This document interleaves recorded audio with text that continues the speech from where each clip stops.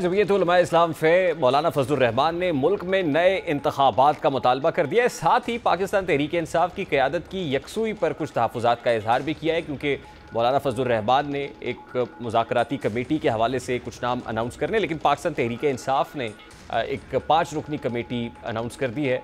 TORs तय करने हों या मौलाना से इंगेज करना हो, अब ये 5 रुकनी कमेटी करेगी। मौलाना फजलुर रहमान का जो मुतालबा है नए इंतखाबात से मुतालिक, वो क्या कहते हैं, ज़रा उसकी एक झलक सबसे पहले आपके सामने रखते हैं। इआदा किया है कि 8 फरवरी 2024 के इंतखाबी नताइज किसी कीमत पर भी हमें कबूल नहीं। इंतखाबात में मुदाखलत के खिलाफ अपनी तहरीक को आगे बढ़ाएंगे, इस मुतालबे के साथ कि कौम को वोट का हक लौटाया जाए और असर-ए-नौ साफ और शफाफ गैर जानिबदाराना इंतखाबात मुनक़्क़द किए जाएँ। एक तरफ नए इंतखाबात का मुतालबा हो रहा है तो दूसरी जानिब पार्लियामान के फ्लोर पर वो बानी PTI की रिहाई से मुतालिक बात हो, मैंडेट चोरी का जो रिजर्वेशन या कंसर्न हो PTI या सुन्नी इत्तेहाद काउंसिल का, वो है। और आज ही सुप्रीम कोर्ट ऑफ पाकिस्तान में सुन्नी इत्तेहाद काउंसिल की मखसूस नशस्तों से मुतालिक जो फुल कोर्ट है उसकी हियरिंग भी हुई, जो कल तक के लिए मुलतवी की गई है। कल 11 बजे रिज्यूम होगी। इस वक्त सुन्नी इत्तेहाद काउंसिल के सरबराह साहबजादा हामिद रज़ा साहब ने हमें ज्वाइन किया है। अस्सलाम वालेकुम हामिद रज़ा साहब, बहुत बहुत शुक्रिया आपके वक्त के लिए। सर, सबसे पहले तो मौलाना फजलुर रहमान साहब जो नए इंतखाबात का मुतालबा कर रहे हैं, क्या आपका भी यही मुतालबा है कि मुल्क में नए इंतखाबात होने चाहिए? जी वालेकुम अस्सलाम, बहुत शुक्रिया जी। नहीं, हम अभी तक इस मुतालबे के ऊपर नहीं है जी। हमारा मुतालबा ये है कि हमारी साथ जो धांधली की गई है, जो ज़ोर ज़बरदस्ती की गई है, जिसके लिए बैलेट पेपर को खोलने की ज़रूरत नहीं है। Basically it is just examination of form 45 and 47 and that's it. हमारे पास जो फॉर्म्स 47 हैं, जो फॉर्म 45 हैं ओरिजिनल, उसके मुताबिक फ़ैसला हो जाए तो मेरा ख्याल है कि बहुत सारे मसाइल मुल्क के हल हो जाएंगे। हम अभी तक किसी ऐसे नए इंतखाबात के मुतालबे की हमायत नहीं करते जी, क्योंकि मौलाना फजलुर रहमान के साथ आपके इत्तेहाद से मुतालिक भी गुफ्तगू हो रही है, तो यानी ये point of difference of opinion इस जगह पर मौजूद है। यानी आप नए इंतखाबात का मुतालबा नहीं कर रहे, लेकिन मौलाना फजलुर रहमान शुरू दिन से असम्बलियों को जाली असम्बलियाँ करार देते और नए इंतखाबात का मुतालबा करते हैं। सर, मौलाना फजलुर रहमान साहब के साथ मुज़ाकरात के लिए एक कमेटी बनाई गई है। वो कमेटी देखें अब अपनी पहली फॉर्मल मुलाकात करेगी, उसके अंदर जो चीज़ें सामने आएंगी उसके ऊपर हमें ब्रीफ़ किया जाएगा।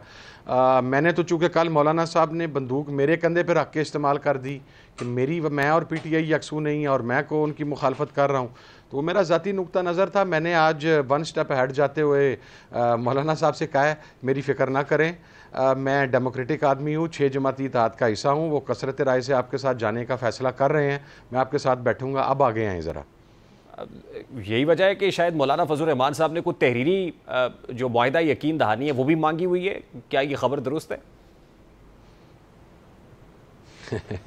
तहरीरी मुआहदा सर किस चीज़ का या यकीन दहानी किस चीज़ की, वो इस्तेहकाक तो हमारा है, तहरीरी यकीन दहानी तो हमें मांगनी चाहिए। नहीं, वो इसलिए है कि वन सर्टन है खासे, क्योंकि वो जब तहरीक इंसाफ की क़यादत में यकसुई की पर फिंगर पॉइंटिंग कर रहे हैं कि लोगों का आपस में इत्तेहाद नहीं है, वहाँ पर एक दूसरे पर फिंगर पॉइंटिंग आपकी अपनी क़यादत कर रही है, तो वो कहते हैं पहले ज़रा तहरीरी तौर पर लिख के दें कि आप हमारे साथ जो है वो कोई इल्हाक या इत्तेहाद चाहते हैं।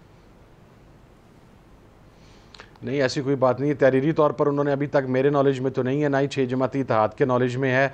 पार्टी लीडरशिप की ऐसी बात कोई नहीं है। मोहतरम असद कैसर साहब गए थे, 2-3 मरतबा उनकी मौलाना फजलुर रहमान साहब से मुलाकात हुई। उन्होंने वापस आके हमें ऐसी कोई बात नहीं की कि मौलाना ने तहरीरी गारंटी मांगी है, और ना ही महमूद खान अचकज़ई साहब की भी चूँकि मुलाकात हुई थी मौलाना फजलुर रहमान साहब से, उन्होंने भी कोई ऐसी बात नहीं बताई कि मौलाना ने कोई तहरीरी गारंटी मांगी है। बट क़यादत की यकसुई से मुतालिक जो कंसर्न्स मौलाना के हैं वो तो किसी हद तक दुरुस्त नहीं है हामिद रज़ा साहब। सर, क़यादत की यकसुई मेरा नहीं ख्याल कि उनका इशू होना चाहिए मौलाना फजलुर रहमान साहब का। इस अलायंस में ऑलरेडी 6 जमातें शामिल हैं। जब अलायंस में शामिल अगर कोई जमात अपनी रिजर्वेशंस का इजहार करती भी है तो वो पाबंद है 6 जमाती फ़ैसलों के, जिस तरह मेरी रिजर्वेशन थी और हैं, लेकिन मैं पाबंद हूँ 6 जमाती इत्तेहाद के। इमरान खान साहब ने मैंडेट दिया महमूद खान अचकज़ई साहब को, वो अक्सरियत राय के साथ फ़ैसला कर रहे हैं कि हमें अगर मौलाना साहब के साथ जाना चाहिए तो मैं जाऊँगा, मैं बैठूँगा।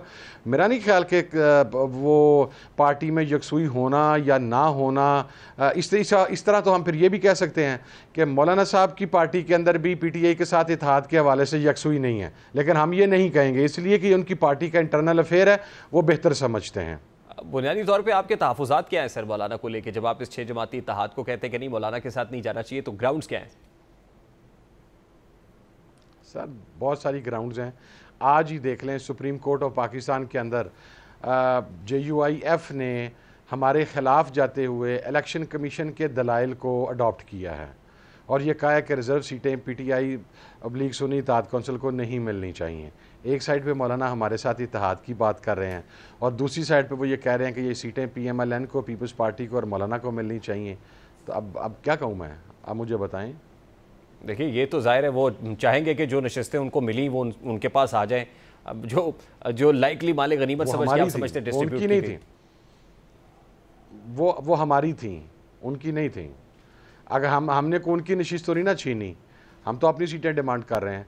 लेकिन अब आप जब वसी तार इत्तेहाद में जा रहे होते हैं, एक सीट मिल जाएगी मैक्सिमम, उस एक सीट के लिए मौलाना पूरा इत्तेहाद स्टेक पे लगा देंगे। तो फिर आपको तो वैसे मौलाना को ये समझाना चाहिए, कहना चाहिए हामिद साहब, आपको तो ये समझाना चाहिए कि एक तरफ आप नए इंतखाबात का मुतालबा कर रहे हैं, आप असम्बलियों को जाली समझते हैं और वहीं पर आप मखसूस नशिस्तें भी उचक लेना चाहते हैं या हासिल करना चाहते हैं। आप रियलाइज करा देंगे उनको? मेरे से बहुत ज़्यादा बातें आप जानते हैं भाईजान, जो मैं जाता हूँ इंशाल्लाह मैं रियलाइज़ करवा दूंगा।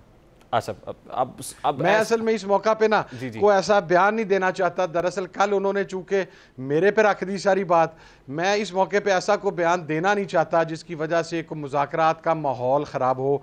नई कमेटी बनी है, इसलिए मैंने आज बरमला कह दिया कि कसरत राय से मौलाना के हक में फैसला होगा तो मैं मौलाना के साथ बैठूंगा। As simple as that. अब आप बड़े साहिब बसीरत हैं सर, ये इत्तेहाद लाइकली पॉसिबल भी है प्रैक्टिकली या ऐसे ही बस ये ज़बानी जमा खर्ची है? नहीं, मैं इसका मेरा ख्याल है अभी जवाब ना दूं मौके पर तो मुनासिब है, कुछ अरसे बाद दूंगा इंशाल्लाह। पहले कमेटी पहले दिन ज़रा मुज़ाकरात कर आए, फिर वहाँ पर जो मुज़ाकराती अमल के ऊपर जो पेशरफ्त होगी उसके बाद अगर मैं कमेंट करूँ तो मेरा ख्याल है ज़्यादा मुनासिब। PTI क़यादत चाहती है कि मौलाना की अडयाला में खान साहब से मुलाकात भी हो जाए? खान साहब के साथ किसकी मुलाकात हो जाए? मौलाना फजल रहमान साहब की। नहीं, अभी तक ऐसी कोई बात नहीं है। हम आज भी अभी थोड़ी देर पहले कोर कमेटी का इजलास ख़त्म हुआ है, it is not been discussed there, चूँकि खान साहब के साथ मुलाकात का मामला कोर कमेटी में ही डिसाइड होता है। आबिद रज़ा साहब, लास्टली सुन्नी इत्तेहाद काउंसिल की मखसूस नशिस्तों के मामले पर आज भी हेयरिंग हुई है सुप्रीम कोर्ट ऑफ पाकिस्तान में। What are you looking at? क्योंकि वो जो इलेक्शन कमीशन ऑफ पाकिस्तान ने ग्राउंड रखे हैं कि डिक्लेरेशन जमा नहीं कराया और फिर जस्टिस जमाल बंदू खेल ने कहा बिल्कुल जिसने नहीं वो खाना खाली छोड़ा उसको आज़ाद समझा जाएगा। तो आपको क्या लगता है कि इलेक्शन कमीशन ऑफ पाकिस्तान के ग्राउंड्स और मिजाज देख के बेंच के अरकान का कि ये डिसीजन आ रहा है, इसी हफ्ते आ रहा है, और आ रहा है तो क्या आ रहा है? फैसला मेरा ख्याल है इसी हफ्ते आ रहा है।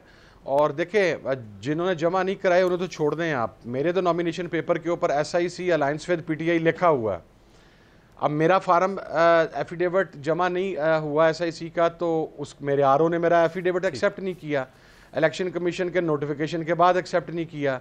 मैं 5 रोज़ से अदालत के अंदर खड़ा हूँ अपनी मारूजात पेश करने के लिए मोहतरम चीफ जस्टिस साहब के सामने, और मैंने रिक्वेस्ट की कि चीफ जस्टिस साहब कौमी असम्बली में तशरीफ़ लाए थे, उन्होंने एक बड़ी अच्छी तकरीर की वहाँ पर आइन के हवाला से, सुप्रीमेसी ऑफ पार्लियामेंट के हवाला से। पूरी पार्लियामेंट ने सुनी, पूरी कौम ने सुनी। आज उसी पार्लियामेंट का फॉर्म 45 का एक नुमाइंदा 5 दिन से चीफ जस्टिस साहब की अदालत में खड़ा है, उसका जो फंडामेंटल राइट